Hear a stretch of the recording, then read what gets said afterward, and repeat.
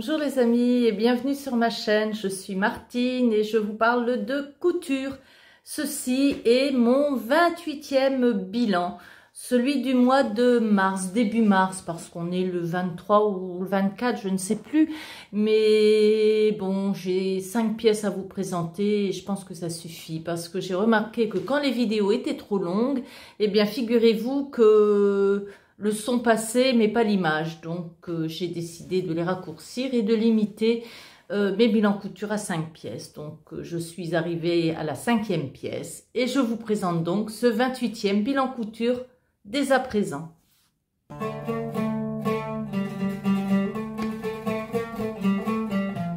La première pièce que je veux vous présenter, c'est une robe. Regardez, la manche elle est sortie. C'est la robe Yolande de République du chiffon. Alors c'est une robe que j'ai réalisée déjà le mois dernier, au mois de février, mais que j'ai reprise ce mois-ci parce que le résultat ne me plaisait pas trop. Au moment de la coupe, je me suis rendu compte qu'elle était courte. Donc je me suis dit c'est rien, il me reste un morceau de tissu, je vais mettre un volant dans le bas et comme ça au niveau de la longueur ça ira. En plus le modèle original c'est un modèle avec un élastique à la taille. Je l'ai porté une fois, d'ailleurs c'est lors de cette fois-là que vous verrez les premières vidéos portées. De toute façon je vous les montre là tout de suite. Voilà telle qu'elle était à l'origine fin février, et au porté elle s'avérait très inconfortable. D'abord le volant j'aimais moyennement, je trouvais que ça faisait cucul à praline, mais c'est pas ça qui a provoqué le changement. C'est la taille élastiquée, parce que le souci moi avec une taille élastiquée c'est que l'élastique ne tient pas et pouf il remontait là au-dessus et c'était très laid quoi. C'était très laid, inconfortable, j'étais toujours en train de la baisser. Je vais supprimer de ma garde-robe toutes les tailles élastiquées. J'ai un autre top Romani où j'ai aussi la taille élastiquée. Je vais enlever parce que ça remonte tout le temps et c'est pas joli et c'est inconfortable. Donc voilà, maintenant que je l'ai dit, j'ai profité de mes vacances. On a passé quand même 4 jours dans la famille de mon mari. J'ai rien à faire de mes journées. Donc j'ai pris la robe et je l'ai démontée.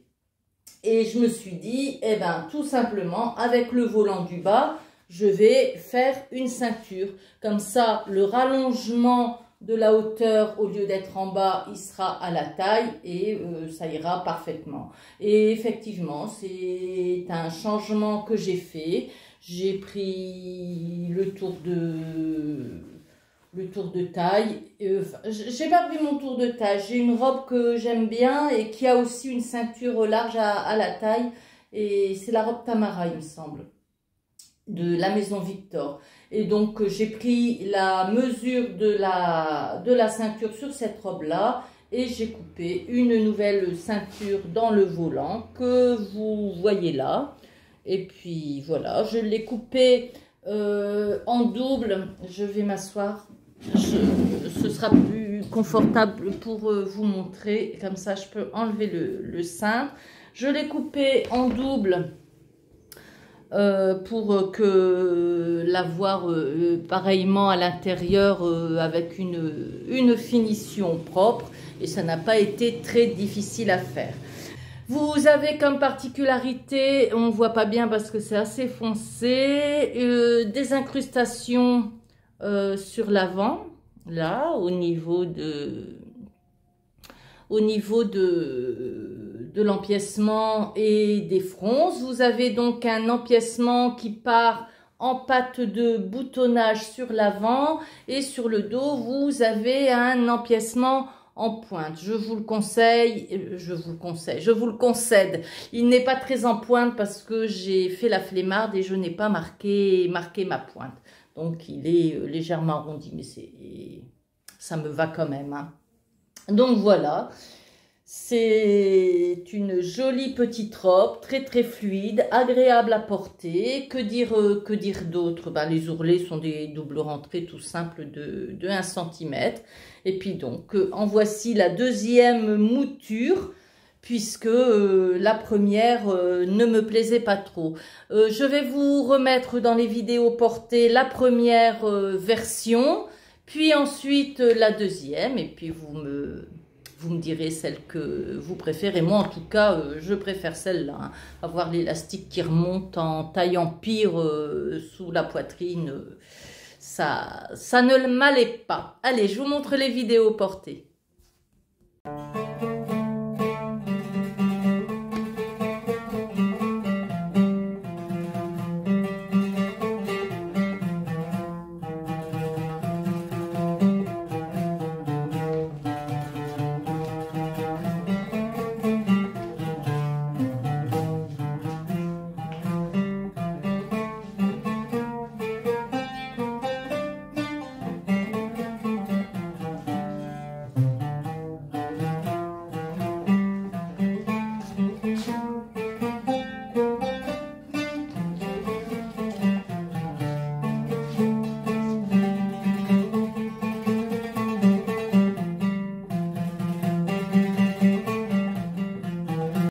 La seconde pièce que j'ai à vous présenter, c'est la robe Catalina. Elle a une vidéo dédiée dans le cadre du CAP Couture, puisque c'est le modèle du mois de mars du livre Passez votre CAP Couture avec Artisane. Et c'est un livre de Christine Charles de Rêve à Soie. Donc voici la robe Catalina. C'est une robe sans manches, entièrement doublée. Je vous la retournerai après quand je serai assise, qui comporte des incrustations sur le devant, sur le dos aussi, voilà, elles sont là, une fermeture invisible, et puis voilà, sont les particularités de cette robe. J'ai beaucoup apprécié l'affaire parce que je ne connaissais absolument pas le système de la robe entièrement doublée. Hein. On coud d'abord les épaules, ensuite on ne coud pas les côtés, surtout pas. On coud la doublure au niveau des emmanchures et de l'encolure et on passe le côté par l'épaule, elle se retourne et puis après on peut coudre en continu les côtés de la doublure puis le côté de la robe et ça se fait tout seul et on a une finition de doublure mais qui est absolument parfaite. Hein. Regardez à l'envers, elle est parfaitement finie. On travaille à la main autour de la fermeture, donc même c'est même joli au niveau de la fermeture. Et en bas, elle est aussi fermée par un glaçage, donc vraiment parfait. Je vous invite à aller voir la vidéo où je la couds en direct, et puis ça vous permettra d'en voir les aspects techniques. C'est une robe que j'ai brodée d'après un modèle de Anna Rose Pattern, un modèle de broderie de Anna Rose Pattern. Et puis je trouve que ça relève pas mal cette robe que j'aime beaucoup. Elle est réalisée dans un lin que j'ai acheté chez le cotonnier à Nieppe. Et à l'intérieur, elle est doublée d'une mousseline que j'ai achetée lors de vacances en Espagne. Je l'ai achetée à Madrid. Donc voilà ce que j'ai à dire de cette robe. Et puis je vous remontre les vidéos portées.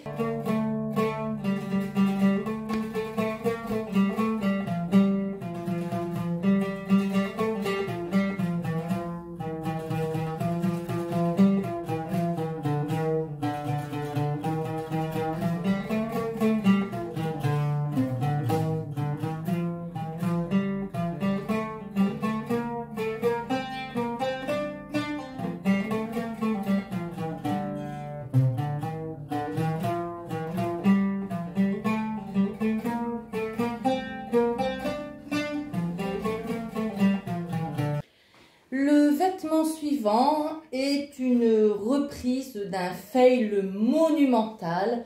J'ai été folle. Je l'avais dit, hein, pourtant, après avoir fait la blouse Ismeri, j'avais bien dit que travailler la soie avec des plis, c'était de la folie. Bon, allez hop, on y retourne. On fait ça. J'ai choisi le modèle Chelsea de Maison Fauve avec une soie. Alors, c'est un projet qui date de longtemps parce que cette soie, c'est moi qui l'ai peinte. Je vous mets là le petit encart pour vous montrer ça. Alors, pour chaque morceau de soie, on commence par tendre la soie sur un cadre. Ensuite, on fait le dessin. C'est un motif que j'ai trouvé sur une revue de peinture sur soie. Après, une fois que le dessin est fait, on passe la gutta. Alors, la gutta, c'est une sorte de colle qui empêche la peinture de fuser partout. Bon, il faut faire attention quand on la passe parce que quand il y a une... regardez, oui. Là, on le voit. Quand plus fluide. Elle n'est pas très bien passée, vous avez une petite fuite. Bon, oui. Ça passe dans le dessin, mais bon, le passage de la gutta est un moment important de la peinture sur soie. Et seulement après, non, c'est pas fini, hein. Seulement après, on peut peindre les motifs. Donc voilà, j'ai choisi plusieurs couleurs que j'ai fondues. Il faut travailler vite parce que si ça sèche, ça fait une auréole. Donc, je travaillais avec 2 pinceaux. Un pinceau de chaque couleur pour que les couleurs se mélangent et fusent entre elles sans faire d'auréole. Une fois que c'est fait, la soie doit être étuvée, c'est-à-dire pour fixer la couleur, il faut la cuire à la vapeur. En fin de compte, l'étuvage, c'est une cuisson à la vapeur. Donc, rien que la préparation du tissu, c'est quelque chose que j'ai commencé au mois de septembre. Et c'est seulement maintenant que je couds le modèle. C'est un tuile de soie, hein, si vous faites bien attention. Enfin, je ne sais pas si vous allez le voir. Non, ça ne se voit pas. C'est un tuile en tout cas, hein, sergé. Le tissage est fait en diagonale. Allez, je vous parle du flop.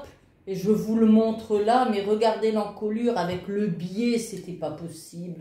J'avais en plus la fente là sur le devant, je la trouvais trop grande. Mes plis étaient complètement décalage. Ils le sont encore, mais un peu moins parce que j'ai eu du mal à combiner le dessin et les plis. Bon, j'ai privilégié le dessin parce que je trouvais que si les plis étaient bien, mais le dessin en décalage, ça se serait vu plus. Donc voilà. Voilà. Les plis sont un peu... regardez, ils gondolent un peu et puis ils sont légèrement en décalage. Bon, c'est comme ça.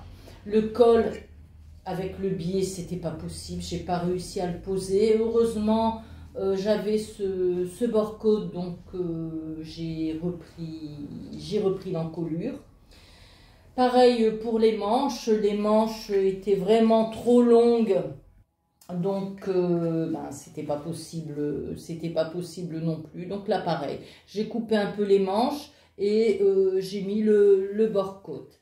Bon, elle est très agréable à porter, la soie sur la peau, c'est une merveille.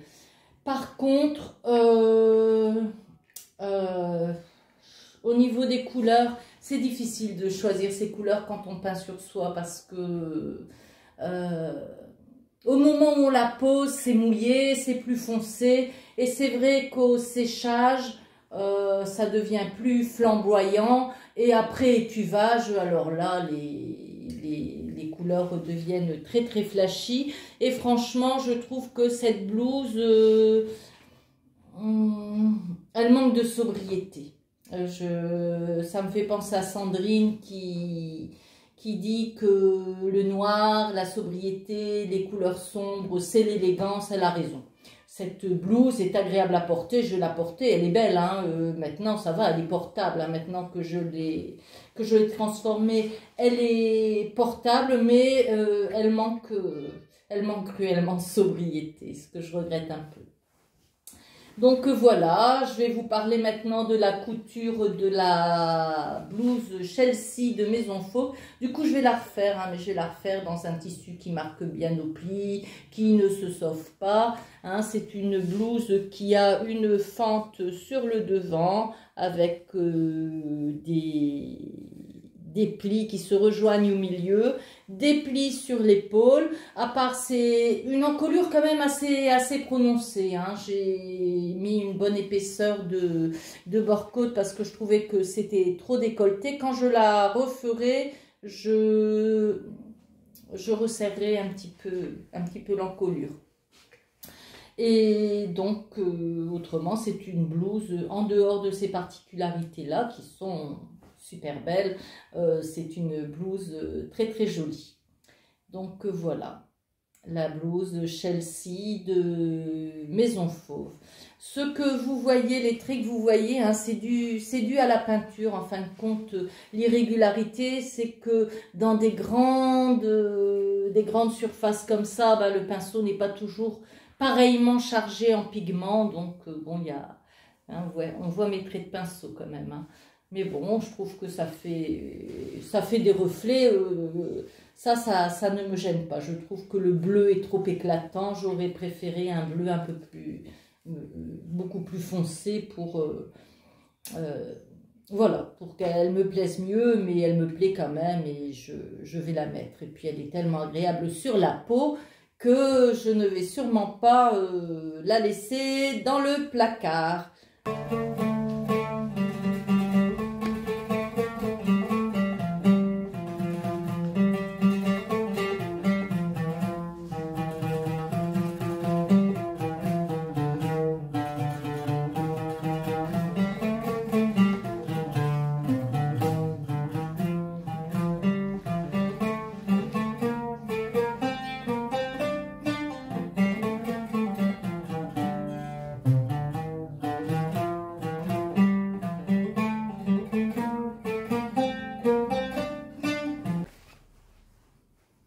Alors, la pièce que je vous présente là maintenant, c'est un kimono.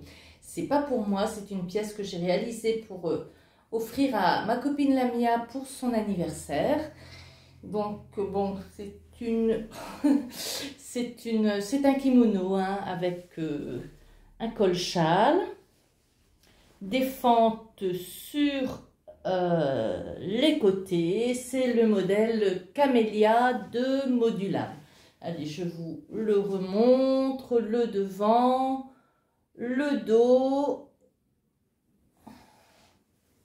et les manches. Donc, les difficultés de ce modèle, c'est bien sûr le col-châle, hein, puisque le col-châle demande une incrustation au niveau de la jonction entre le col et l'épaule. C'est un modèle qui normalement se fait avec des enformes tout le tour. Hein, vous avez bien sûr la parmenture. Sur le modèle original, c'est coupé en biseau pour avoir des enformes partout. Je n'avais pas suffisamment de tissu. Ce tissu, c'est un serge de polyester que j'ai acheté avant l'été, justement lors d'une virée avec ma copine. Et c'est elle qui avait choisi ce tissu parce qu'elle le trouvait joli. Donc, je suis sûre au moins que le tissu lui plaira. Donc, voilà les modifications que j'ai faites.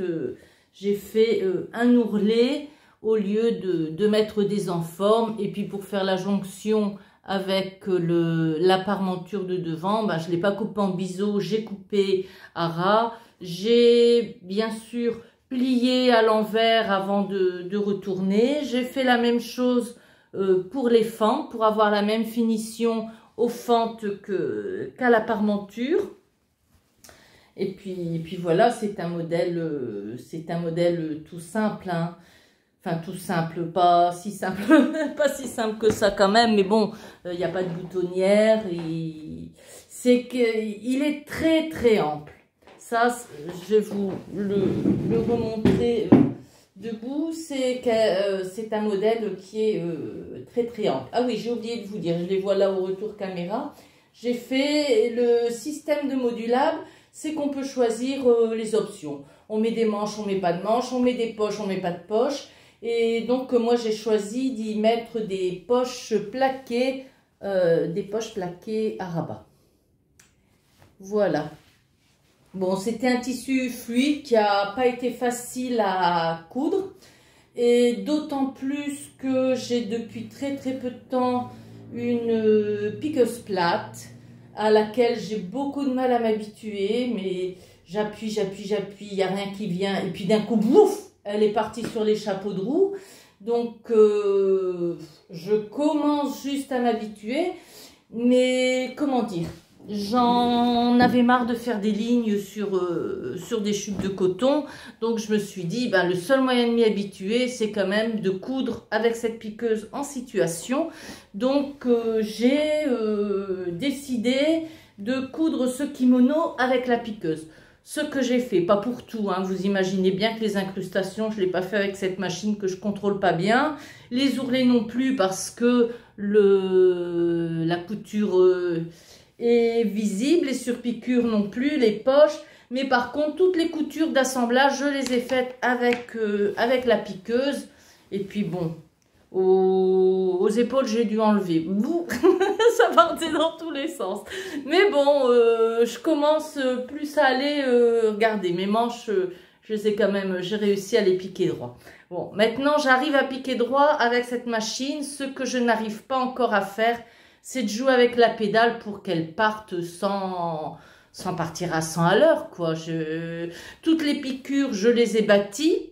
Parce que je me vois mal maîtriser la vitesse et puis enlever les épingles, je pouvais pas.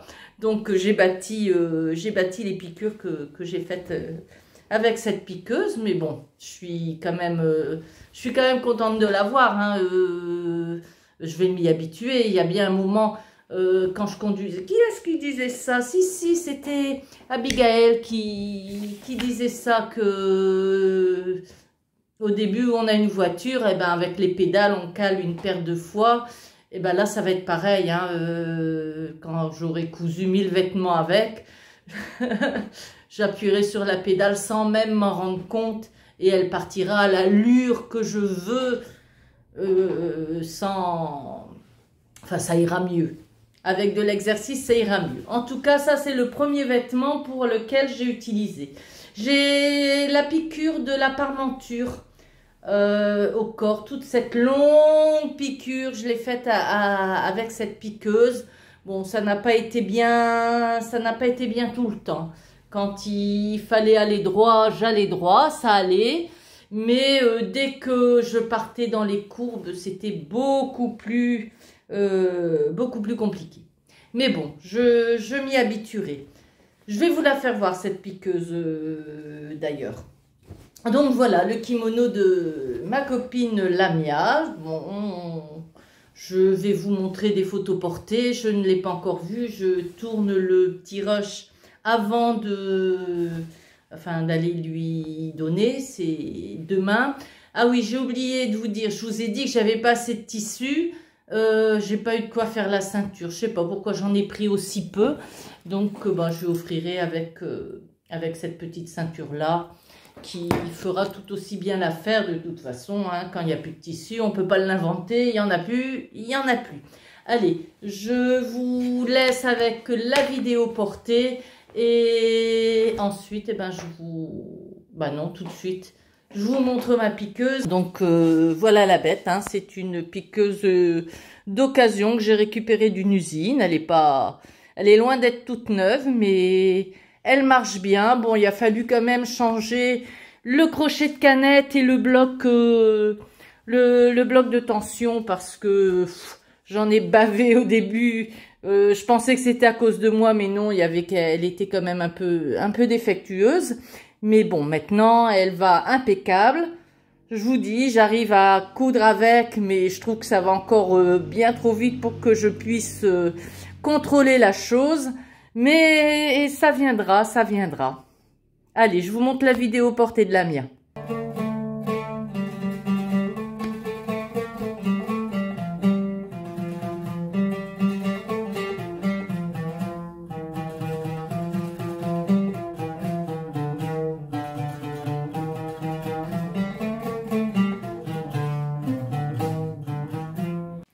Et la dernière pièce est la blouse Rosanna de Anna Rose Pattern. Alors là, j'ai copié lamentablement parce qu'elle avait présenté l'une de ses versions avec cette broderie. Hein. Il faut savoir que Anna Rose Pattern ne vend pas seulement des patrons, elle vend aussi des modèles de broderie. Donc voilà, j'aimais tellement sa blouse Rosanna brodée comme ça, telle qu'elle était présentée sur elle sur son site, que j'ai tout acheté. J'ai acheté le patron il y a un certain temps déjà, puis j'ai acheté la broderie plus récemment, et puis voilà, je l'ai faite exactement comme elle l'a faite. Donc voilà, elle est réalisée dans un coton, 100% coton, toujours dans le même quartier et toujours en coton aussi. J'ai trouvé du joli galon, donc c'est exactement comme celle de Maude, telle qu'elle la présente sur le site d'Anna Rose Pattern. Il n'y a que les couleurs des broderies qui diffèrent. J'ai utilisé pour faire, je ne sais pas où elle est ma boîte de fil, si elle est là, je vais aller vous la chercher. J'ai utilisé pour broder cette robe du fil au chinois. Je vous montre la boîte d'assortiment. Voilà, du fil au chinois. Alors, c'est une petite boîte de fil que j'avais achetée quand j'étais allée à Roubaix visiter la manufacture. Alors, la manufacture, c'est une ancienne usine à Roubaix qui présente, qui est transformée maintenant en musée. L'usine est fermée et qui présente l'histoire du jacquard. Et on peut voir les différents métiers de jacquard. J'avais trouvé ça super intéressant. Et dans le magasin du musée, il y avait des fils, d'autres articles de mercerie. Il y avait aussi des choses toutes faites. Et en particularité, cette boîte du fil au chinois. Alors, le au chinois, c'est une marque de fil qui existe encore, qui est fabriquée dans le nord de la France, à Marcq-en-Barreuil. C'est la ville où j'ai passé mon enfance, figurez-vous. Et voilà. Alors, pourquoi au chinois? Parce que c'est une maison qui date depuis 1847. Et au 19e siècle, l'orientalisme était de mise, hein, donc voilà pourquoi ça s'appelle au chinois. Ils font encore des fils, du polyester, des fils de coton qu'on peut acheter. C'est du fil de très très grande qualité qui était utilisé très très couramment, enfin je veux dire avant, au sortir de la Deuxième Guerre mondiale, vous imaginez bien que les couturières, elles n'achetaient pas du Gutermann et du Mettler, hein. Ça c'est venu après avec la mondialisation. Et donc, c'était le fil de qualité français par excellence, ce fil au chinois.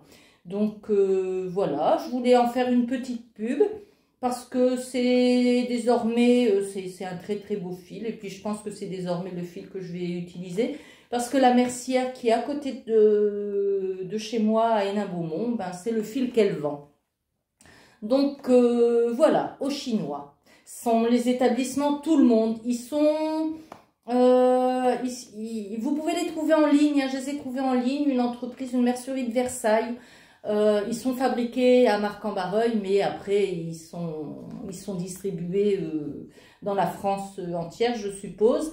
Et vous pouvez les trouver en ligne dans un site dont je sais plus, je vais chercher, je vais vous mettre le nom là.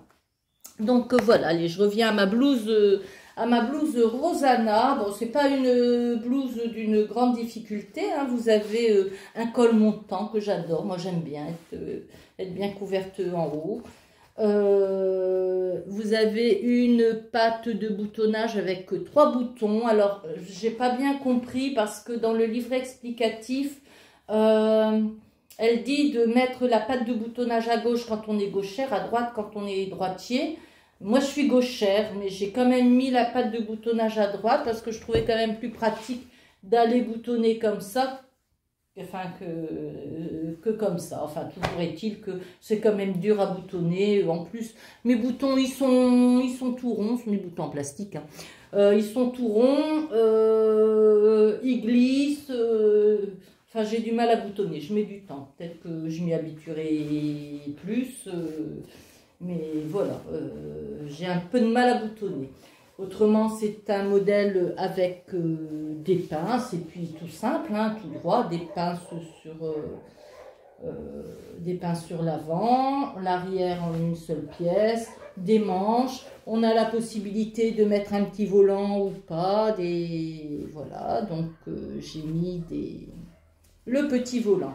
Par contre, j'ai raccourci la manche de 4 cm et demi, ce que je n'aurais pas dû faire parce que j'ai mesuré une manche sur une autre chemise. Et comment je veux dire, et j'ai mesuré mes pièces, sauf que j'ai oublié que le volant était tout petit et se pliait en deux. Je l'ai mesuré à plat, donc j'ai fait mon calcul avec une erreur. Donc bon, les manches sont un peu courtes. Quand je suis comme ça va, mais quand je fais ça, c'est un peu court. Mais bon, c'est pas grave, hein. Ça m'empêchera pas de la porter. Je la trouve vraiment très très jolie. J'aime bien la broderie. J'en fais de plus en plus parce que franchement, j'apprécie beaucoup cette activité. Là, c'est pareil. J'emmène toujours des travaux manuels pendant mes vacances, hein.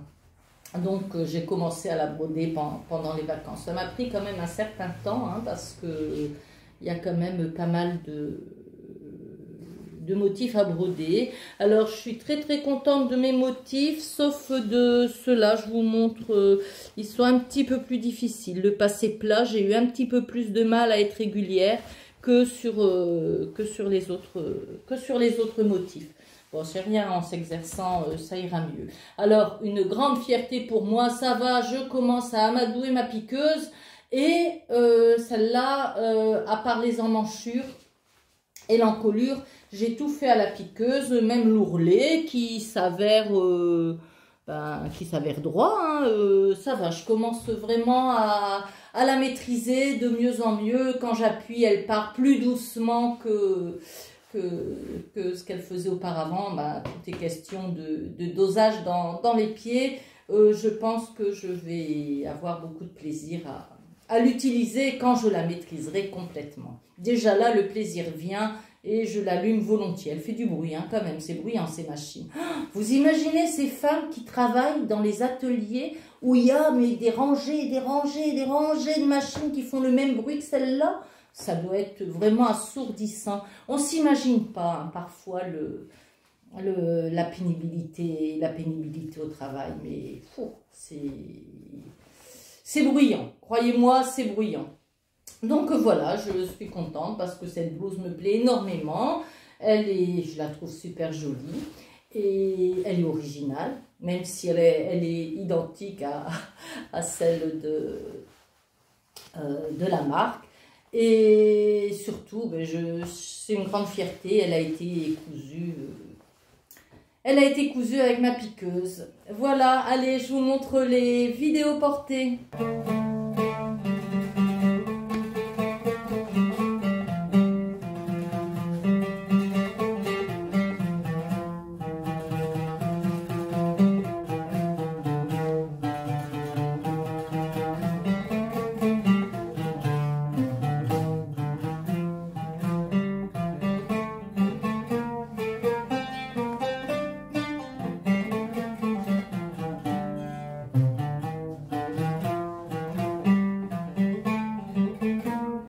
Et bien voilà, ce bilan se termine. Si vous l'avez regardé en entier, je vous en remercie. Et je remercie effectivement tous les gens qui regardent, qui me suivent, qui m'envoient des commentaires. Alors, ces commentaires sont tellement bienveillants, tellement gentils, ça me va droit au cœur. Je vous en remercie encore. Je vous dis bye bye, à la prochaine.